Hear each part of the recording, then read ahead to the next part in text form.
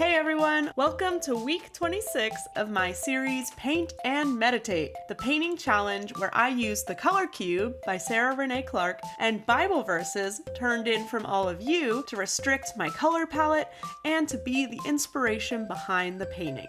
And today's colors: charcoal, ash gray, white, beige, and taupe. And today's Bible verse: Psalm 84, 1 through 4. Let's get painting.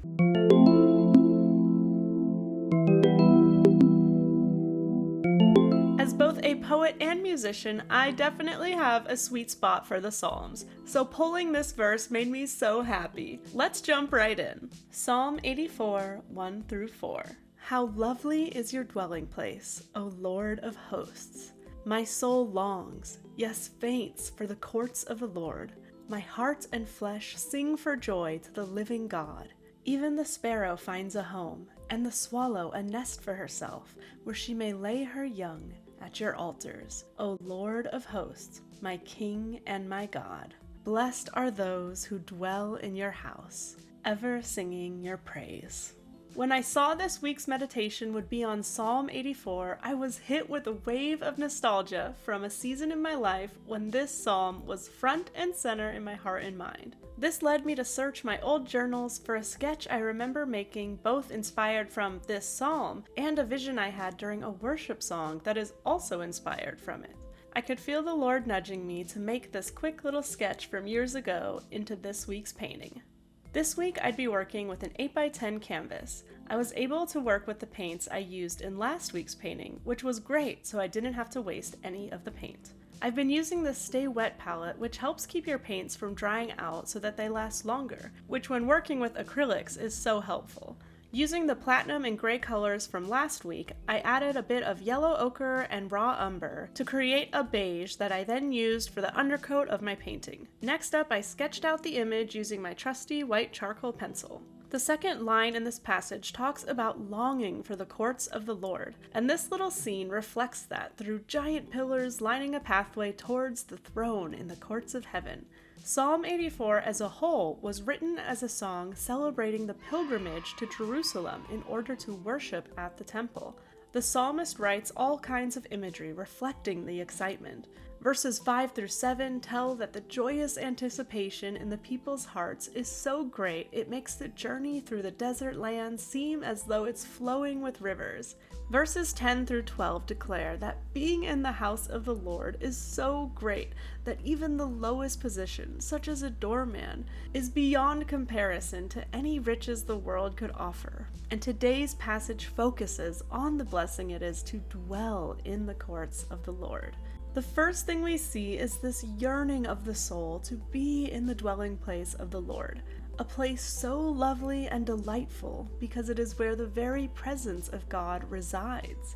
There is such anticipation and longing because in this space the worshiper actually meets with the living God. Next, we find imagery of the sparrow and the swallow finding rest and a place to raise their young. This represents that the house of the Lord is a welcoming place. If even the birds find a home and safety before the Lord, how much more will the humble and faithful of God be welcomed into this extravagant place of glory? And verse 4 wraps this section of the psalm up, declaring those who dwell in God's house are blessed. Those who have this constant access to the sanctuary are filled with endless praise to ever be in the presence of their God. I wanted to bring all of these elements to life through this painting. Like I mentioned, the setting being this entryway into a beautiful kingly throne room. The massive pillars lining the pathway adding to the stability and reverent awe of God's strength and sovereignty. I worked back and forth between the beige, taupe, and charcoal to create the shadows and highlights of these pillars, laying down the basic shape first before going back in with more detail. Then the glory of God shining forth from the center through this holy light filling the room.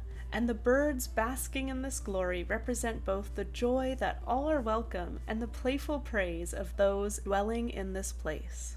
Obviously for me, I love things like painting and poetry and reading the Word to be able to draw near to God's presence. but what activities in your own life help you to be still and dwell in the presence of God? I'd love for you to share them below in the comments. Let's help each other grow in the faith. During the time of this psalm, the people would not have been able to go into the most sacred part of the temple where God's presence was, but would be in the outer courts. Just being able to go and worship so near to God was a marvel and a blessing. Today, we have even more cause to celebrate because when Jesus died on the cross and rose again, the veil was torn that separated the people from the Holy of Holies in the temple, the room where God's presence was. Before, this place was reserved only for the high priest, and even then, he had to undergo a series of cleansing and sacrifices to be able to enter without perishing.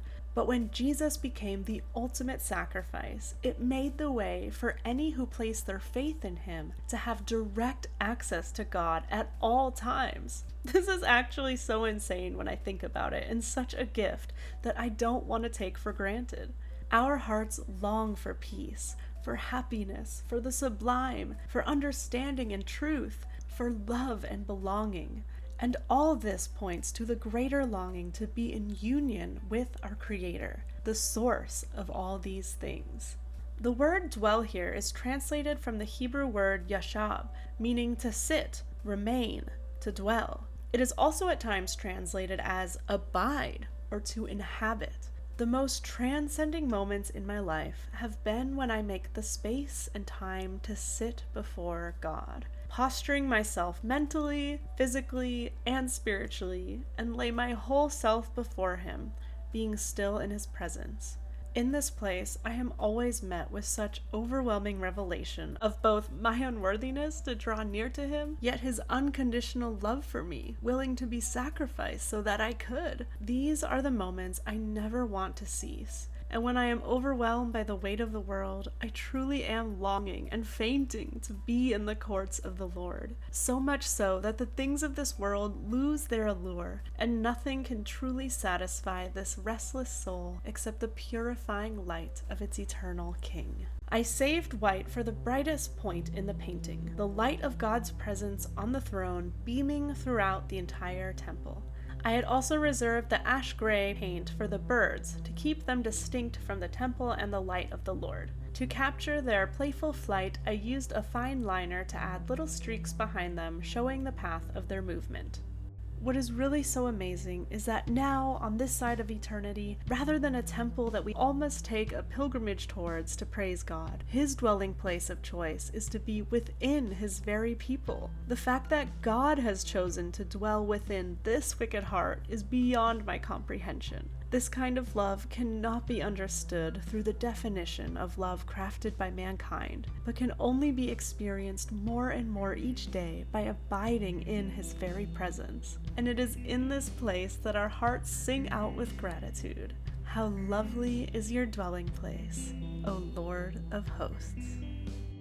To catch more paintings and other creative videos that help cultivate closeness with God, be sure to subscribe and check out these next. Thank you so much for watching. This has been KO, here with you, to create eternal perspective.